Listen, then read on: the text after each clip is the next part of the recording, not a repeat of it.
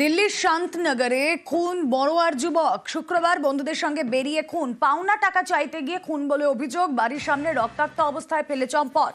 হাসপাতালে নিয়ে গেলে বড়োয়ার যুবকের মৃত্যু। বন্ধুদের বিরুদ্ধে খুনের অভিযোগ পরিবারে। দিল্লির শান্তনগরে খুন বড়োয়ার যুবক। শুক্রবার বন্ধুদের সঙ্গে বেরিয়ে খুন, কি কারণে খুন কি জানা যাচ্ছে? প্রণব রয়েছেন সঙ্গে। প্রণব।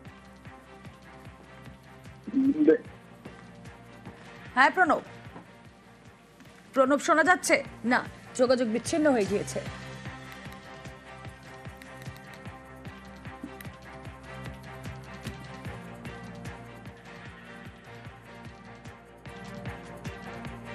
এসে তোমাকে টাকা দেবো ডেকে নিয়ে যায়। তারা কয়েকজন মিলে প্রচণ্ডভাবে আঘাত করেছে। তো টাকা পেত, সে টাকার জন্য ঘটনাটা দিল্লিতে। হ্যাঁ, আমরা সুব্যবস্থা সুবিচার চাই।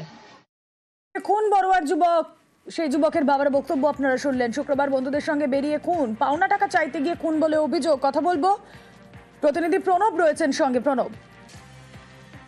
দেখো, বড়োয়ায় বাড়ি ওই যুবকের দীর্ঘদিন ধরে দিল্লিতে একটি কারখানায় কাজ করতো এবং নিজেরও ব্যবসা ছিল। তারপরে তার শুক্রবার তার বন্ধুরা তাকে ডেকে নিয়ে যায়, তারপরে আর বাড়ি ফেরেনি।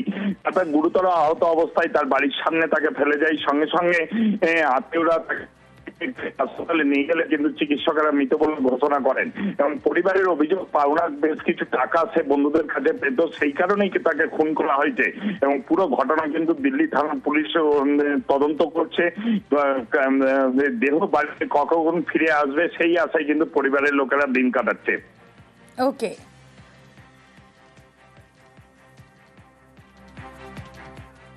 গ্রামের একটা ছেলেকে দিল্লি কাজ করতো, তাকে নাকি ওখানকার কিছু ছেলে ওর বন্ধুরাই তাকে মেরে ওর বাড়ির সামনে ফেলে দিয়ে গেছিলো। টাকা পয়সা সংক্রান্ত কোনো ব্যাপার ছিল, প্রচুর মারধর করে। আমরা চাইছি যেন দোষীরা উপযুক্ত শাস্তি পায়।